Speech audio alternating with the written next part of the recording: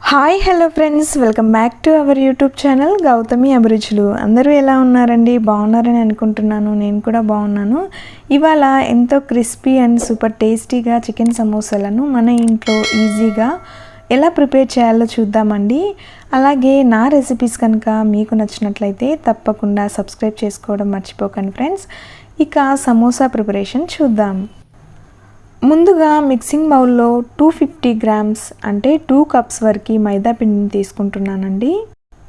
ఇందులోనే టేస్టీకి తగ్గ సాల్ట్ మరియు హాఫ్ కప్ ఆయిల్ని బాగా కాచి ఈ మైదాలో వేడివేడిగా యాడ్ చేసేసుకోవాలి.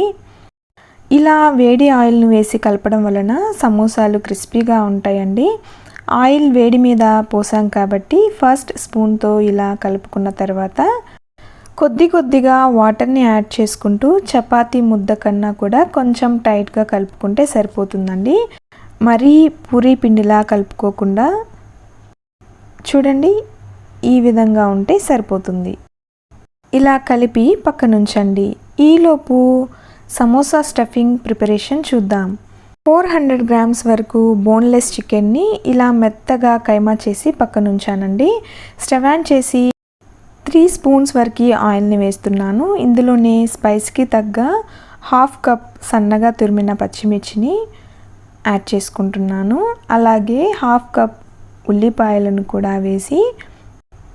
వేపి హాఫ్ బాయిల్ అయిన తర్వాత చికెన్ కైమాని శుభ్రంగా వాష్ చేసేసుకుని ఇందులోకి యాడ్ చేసుకుందాం. ఈ చికెన్ ఉండలు లేకుండా ఇలా కలుపుకున్న తర్వాత టేస్టీకి సరిపడా సాల్ట్, పావు టీ స్పూన్ పసుపు, హాఫ్ స్పూన్ కారం, హాఫ్ స్పూన్ ధనియాల పౌడర్, పావు టీ స్పూన్ గరం మసాలాను కూడా వేసి ఈవెన్గా చికెన్కి పట్టేలా ఇలా కలుపుకున్న తర్వాత పావు టీ స్పూన్ అల్లం వెల్లుల్లి పేస్ట్ను కూడా యాడ్ చేసి గుప్పెడంత కొత్తిమీరను చల్లి పచ్చి వాసన పోయేంత వరకు ఇలా ఫ్రై చేసిన తర్వాత చికెన్లో వాటర్ కంటెంట్ అంతా ఆవిరై డ్రై అయ్యేంత వరకు చూడండి ఇలా ఫ్రై చేసుకుని పక్కన ఉంచండి.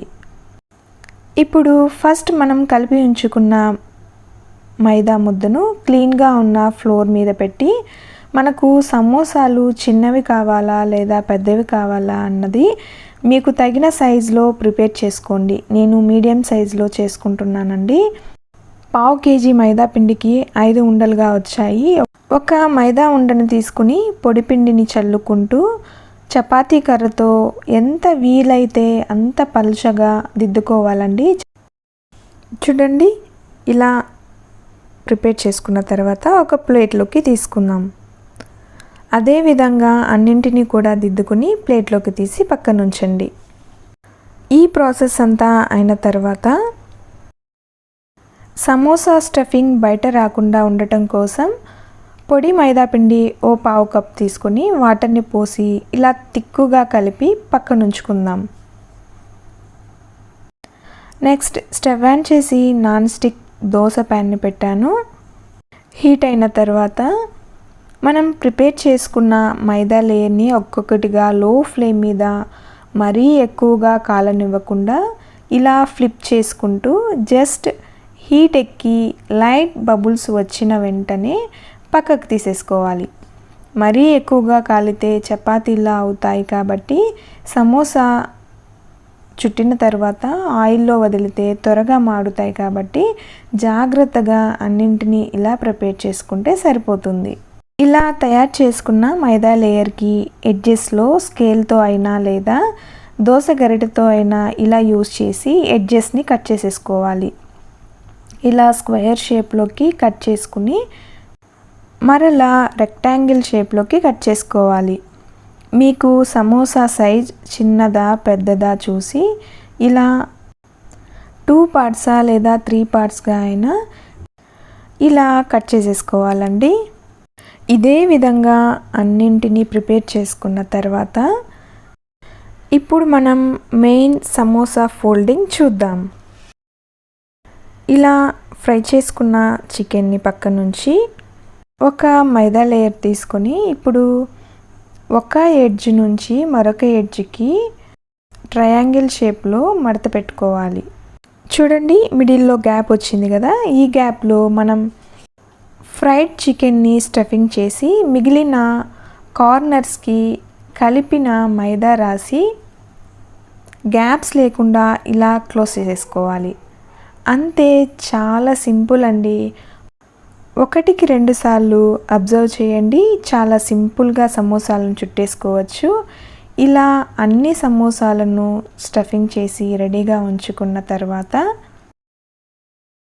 ఫైనల్గా డీప్ ఫ్రైకి సరిపడా ఆయిల్ని పోసి హీట్ ఎక్కాక ఆయిల్కి సరిపడా మనం ప్రిపేర్ చేసుకున్న సమోసాలను వేసి లో టు మీడియం ఫ్లేమ్లో